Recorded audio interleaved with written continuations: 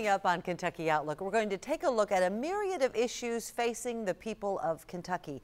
In particular, the right to work law. What does it mean for Kentucky? We'll take an historical and a contextual sort of context when we talk about right to work.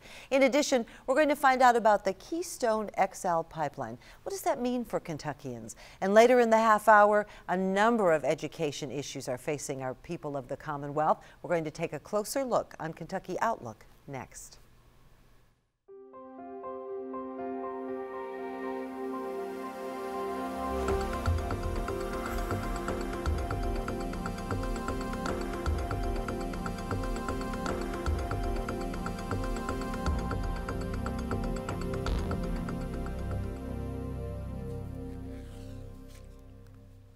Hello and welcome to this week's edition of Outlook. I'm Barbara Deeb. We're talking about right to work in the first half of the program. Now, 6 counties as we speak have passed local ordinances passing right to work. But the Kentucky Attorney General Jack Conway says you can't do that. Well, while that debate goes on, we thought it would be a good idea for our viewers to kind of give you some perspective on what we're talking about when we say right to work. Joining us in the studio is Dr. Dan Meyer. He's with WKU's Economics Department. Thanks for being here, Dan. Thanks for having me. So when we talk about right to work, not a new issue. It's been around for a really long time. Help us understand what we're talking about when we say right to work. Okay, first of all, right to work doesn't guarantee anybody a job. So it's Which is kind of bullshit, what it sounds it? like, right? Yeah. Right. Right to work law was passed. The ability of states to pass a right to work law was part of the 1947 Taft-Hartley Act, also called the Labor Management Relations Act.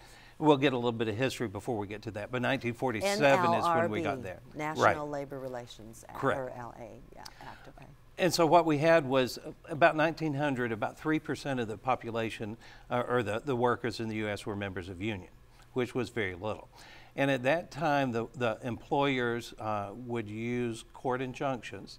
They would call forth from the Sherman Antitrust Act, which was passed so that the big oil and the big railroads couldn't get together and said, they're violating the law that you passed for us, the workers are.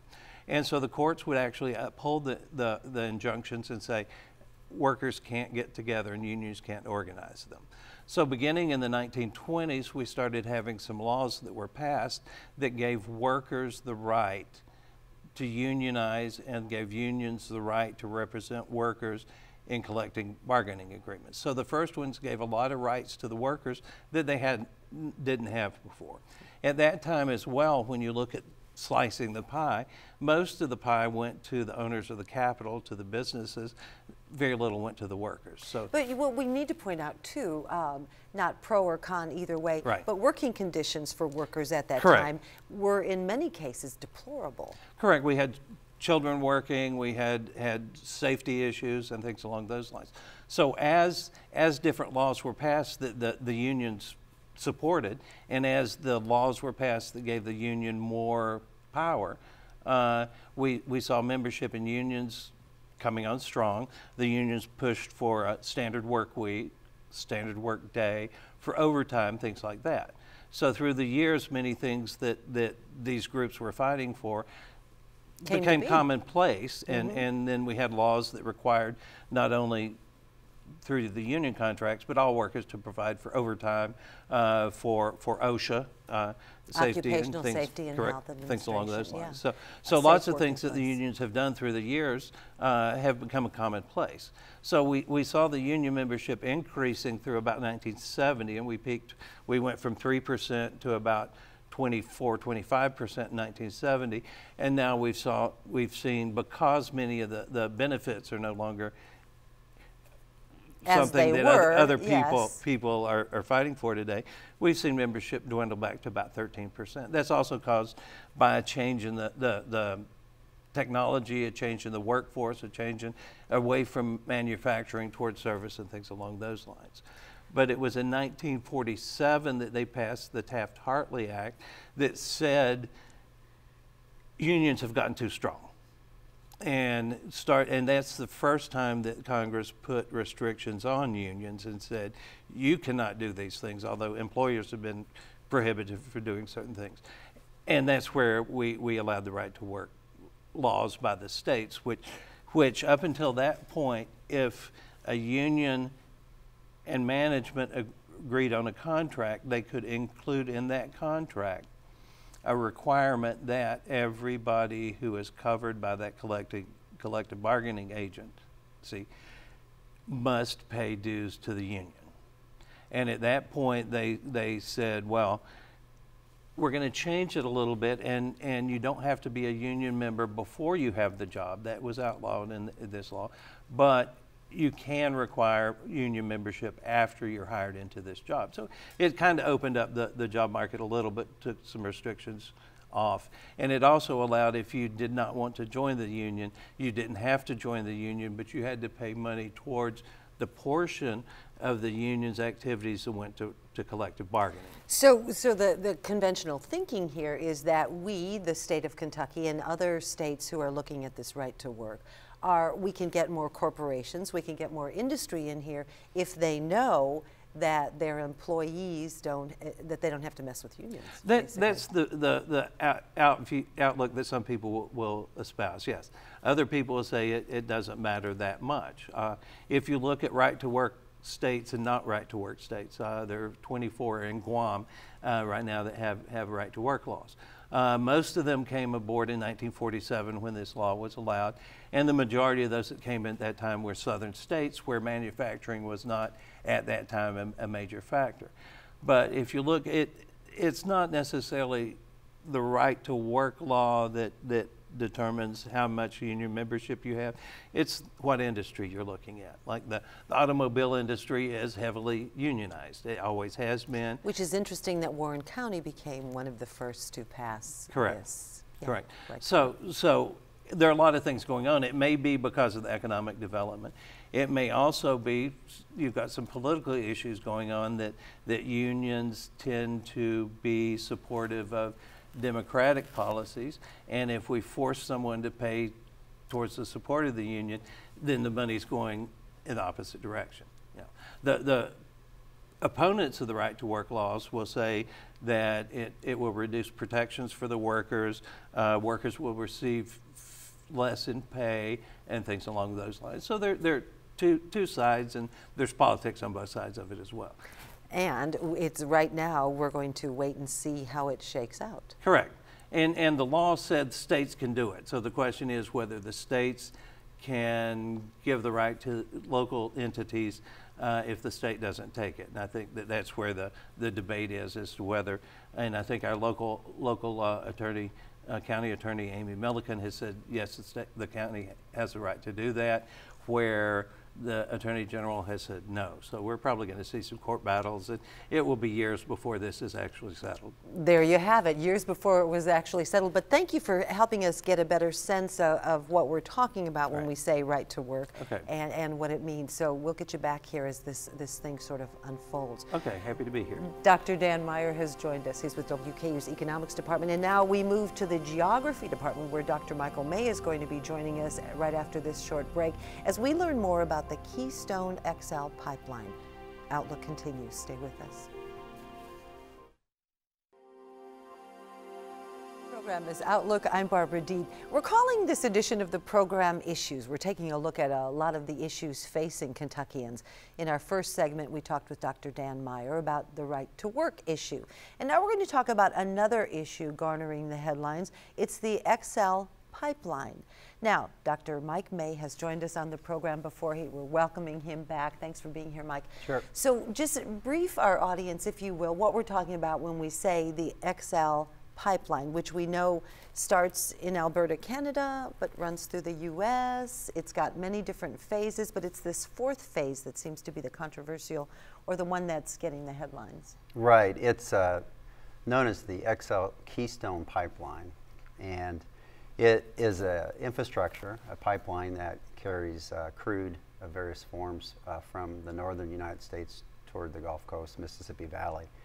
And part of it is already constructed. So what is at issue is kind of cutting across, kind of a beeline, if you will, across Nebraska in particular, and moving down through the middle of the continent. And it's been a talking point from both sides politically, because It's considered bad environmentally by some people. It's considered out of sync with what the U.S. interests might be. But again, other people might realize that Canada and the U.S. are both in North America, and therefore they are our allies, and so we need to work together. So there's a lot of issues, many of which is related to the price of oil and some environmental concerns and what the priority should be for extracting hydrocarbon resources. Well, you know, when you were in here before, and we've talked about this issue before on the program, but things have changed, you know, because of what's happened in the last 6 months or so. Right. We've gone from about $108 or $10 a barrel for crude down to about $40 since July, June or July. And the deposit up in Alberta is what they're targeting. It's a very large resource. There's billions and billions of barrels of oil equivalent up there. It's been known for decades. It is somewhat of a arduous extraction process. It has a large footprint. So when you say arduous, and you're being very diplomatic in the way that you're saying that, right. but it has repercussions. It has a large footprint. Right. The traditional extracting methods, that's basically pumping steam or heated water into the ground, and in some cases strip mining, creating large tailings ponds, things of that nature. A lot of the environmentalists will say, well, it's going to cause global warming. Well, it's actually fairly small. You know, it's not going to help it, but it is certainly not an issue that isn't, you know, to be factored in with all the other developing countries, for example. You know, the coal burn in India or China would far exceed anything that we'd be concerned about as far as carbon loading from the Athabascan tar sands, as they're known, up in Alberta, which this pipeline is connecting to. But at the same time, we know that there are better ways environmentally to extract oil. These are the facts. It takes about 17% more energy to extract the Canadian tar sands to get a barrel of crude than it does traditional crude. Well, but also when you talk about tar sands and you talk about the state of Kentucky, our geography is unique. Yes, we also have so-called tar sands. Technically speaking, it's called asphalt rock. Within 30 miles of here, there's some in Logan County, Edmonson County, Kentucky. If we extract some of that, in fact, there's a company that I'm working with some of my students in Logan County, and we're actually helping them with their mining operations. So it's basically like an oil field that's on the surface, but it's in rock. So it's much more easily extracted here in Kentucky. There's several things going for us. The ambient temperature, it's much warmer here than it is up there. So if you had some way of extracting it, you wouldn't have to put as much energy into it as you do in Canada. It's also a different type of material. Up there, they truly are tar sands. That means, think of a sandbox, and if you put tar in it, that's what they have. We have it in rock, so we have to crush it and extract it, and the environmental footprint for the extraction of that here in Kentucky is much, much less. And so, but most importantly, I think the focus of this, I know we're talking about the XL pipeline, but the focus really has to be all of our hydrocarbon resources. What is the mix? What should we be developing? What is the cleanest, most efficient, and still economically viable resource that we should be developing? And I think a lot of people have seen the industry, the hydrocarbon industry, change a lot over the last year, if not 5 years or 10 years, where the U.S. has now become the shale gas and shale oil capital of the world because of changing technology, horizontal drilling, fracturing or fracking, which, by the way, is nothing new. The popular news media would say it's new and it's a drilling method. One, it is not a drilling method. It's a way of stimulating formation to get that hydrocarbon resource out. And secondly, it is not new. It was begun in 1947 in the Kansas-Oklahoma area. Well, 1947 seems to be the theme here when we were talking about the right to work. Right. But fracking gets a bad rap. Right. Bad rap. Right. Well, again, I've told several people, I don't, as a geologist, I don't necessarily like to see low oil prices, but at the same time, it kind of gets the people who aren't really serious about doing a good job consistently in this business. So those people that all wanted to be in the oil business, as an example, when prices went really high, you have a lot of inexperience out there. Those kind of people are the ones that give the industry a bad rap. It isn't the, you know, the tried and true method of isolating formations with packers and injecting fluids and being a steward of the things that you produce. Now, there are risks in anything. But at the same time, there have been literally thousands and thousands of wells hydraulically fractured in the mid-continent of the United States, lower 48, for decades, and we've not had any trouble. Freshwater aquifers have not been contaminated, things of that nature. So a lot of the controversy that you see with the XL pipeline is, for instance, you want to go across the sand hills of Nebraska. What if a pipeline ruptures? You know, it affects the aquifer. Those are questions that need to be looked at. Those are environmental concerns. So an impact statement, you know, that's another thing that's been kind of hanging there in Washington, I believe. So. Causing President Obama to say he's not going to sign. The map that you have. Right. That is showing us what? This map shows proposed Kentucky or Keystone pipeline that would go west of Kentucky, obviously, from Alberta, Canada, across Montana, South Dakota, Nebraska, Kansas, Oklahoma. Now, I'll emphasize they're making a shortcut, so there is a lot of pipeline infrastructure there already, and a lot of people think, oh, it's like a brand new project completely, and that's not true.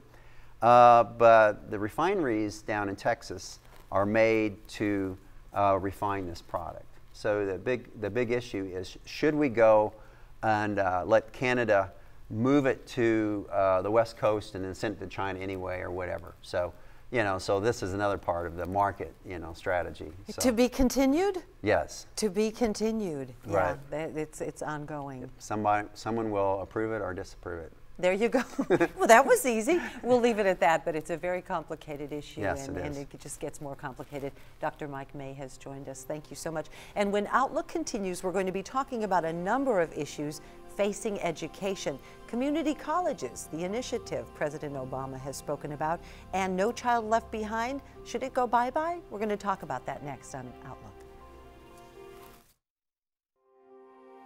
Outlook continues as we talk about the issues. In particular, we're going to talk about issues facing education. There are always issues facing education, but we've heard a lot of late about the college promise, the community college promise. Also, No Child Left Behind. There are a lot of issues, but so let's just get right into it as we welcome to the program Dr. Gary Houchins, who has joined us on the show before. In addition, we are joined by Dr. Kristen Bailey Wilson, and they are both with WKU's Educational Leadership and Research Department.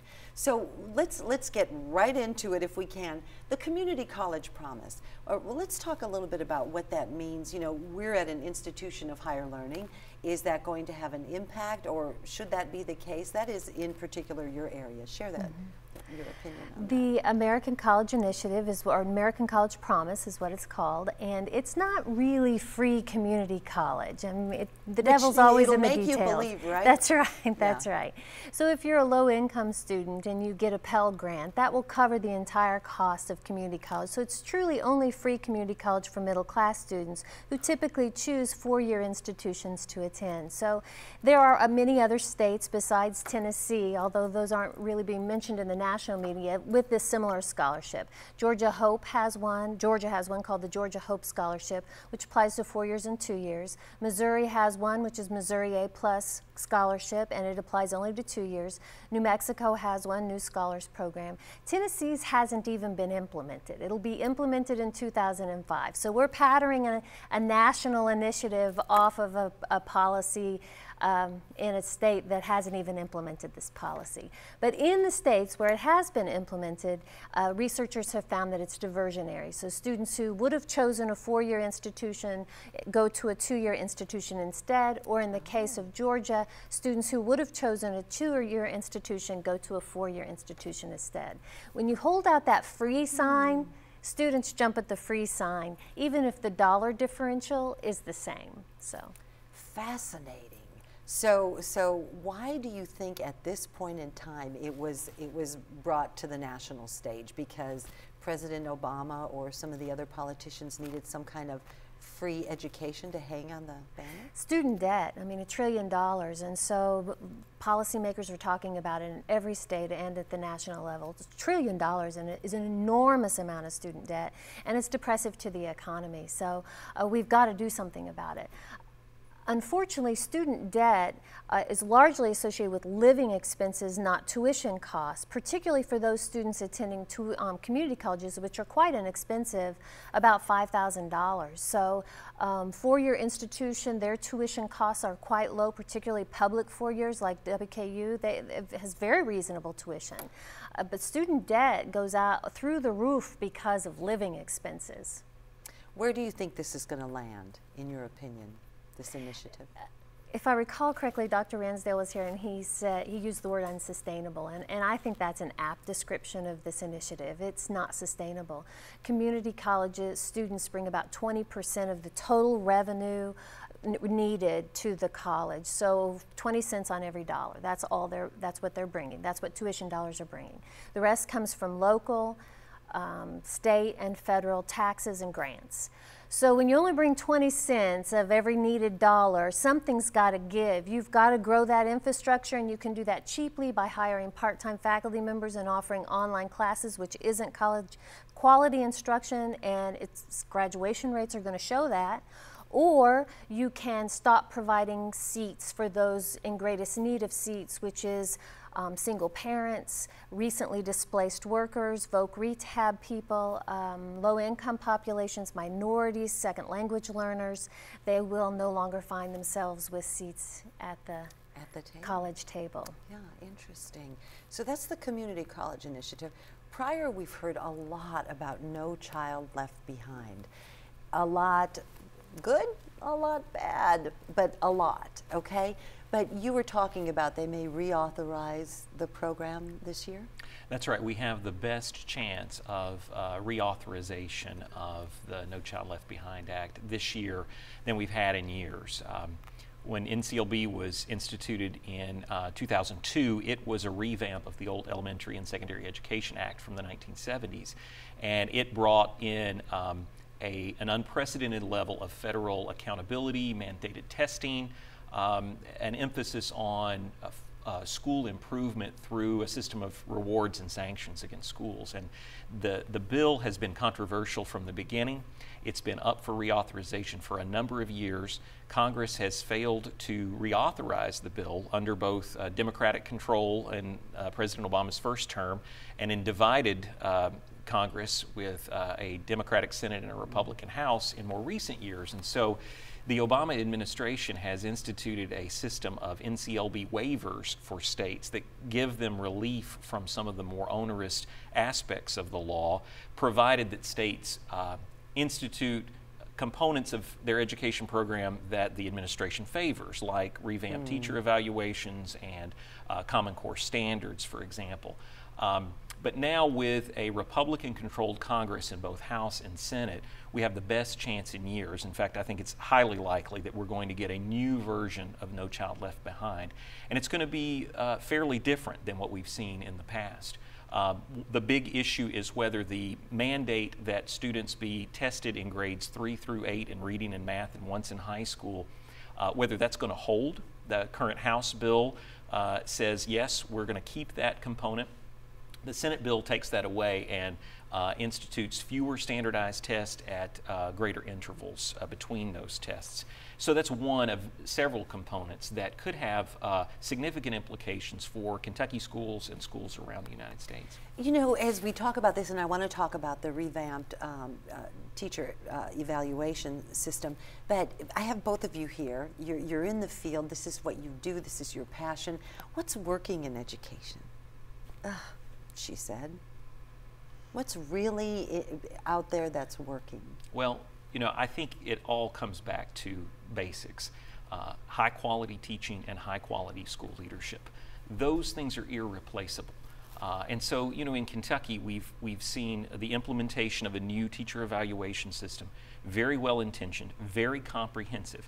It's designed to address a problem, and that problem was that traditionally teacher evaluation doesn't do a good job of distinguishing between high and low performing teachers, and it doesn't give meaningful feedback to any of those teachers to help them improve their practice. And so we've instituted a very rigorous, very complicated top-down model for improving the teacher evaluation process. What we've seen in other states that have gone down this road before is that it really hasn't made that much difference. States are continuing to rate 90% or more of their teachers as effective or highly effective. And we have a lot of great teachers out there, but most folks who work in education would be skeptical that 90% of our teachers could fairly be rated as effective and highly effective. What does the rating look like? We've got highly effective, effective. Right, so there is a beginning level ranking, or it's really an ineffective level. There's a developing level, which is where you would expect most teachers new in their career to be, and then effective and highly effective. So Kentucky's adopted a 4 category ranking system. And so other states that have gone down this path are still putting the vast majority of their teachers in the 2 highest categories. And that's not to take away anything from those teachers who are doing a great job, but what we know is that regardless of the evaluation system, school principals who know good instruction and give good, meaningful feedback to teachers get results. And that's where our emphasis really needs to be. I think that's a great answer. What about you? What's working? American colleges and universities are the best in the world. I mean, there's just no way around that. If you look at any of the world rankings, Harvard, UCLA, they're always right there at the top. And it has to do with the same thing: quality teaching, research, developing programs, developing cutting-edge research. And so, you know, where you have states, and Georgia is an example, where you see support, state support for all levels of education, from the community college to the research institution, you see that affecting economies, and those economies growing and creating jobs, and it works very well. So a whole lot is working well. But just like Gary said, when you have people who can devote their time and aren't stretched so thinly that they are spending 2 minutes per student, but they're spending significant and quality time with students, education works. Oh, I think I just have to leave it on that note. That was awesome. We've been talking with Dr. Kristen Wilson and also Dr. Gary Houchins of WKU's Educational Leadership and Research Department. Prior to that, we found out about the right to work issue, and we took a closer look at the Keystone XL pipeline. That's going to wrap it up for this week's edition of Outlook. I'm Barbara Deeb. We're glad you joined us. And we did not pay you to say that, did we?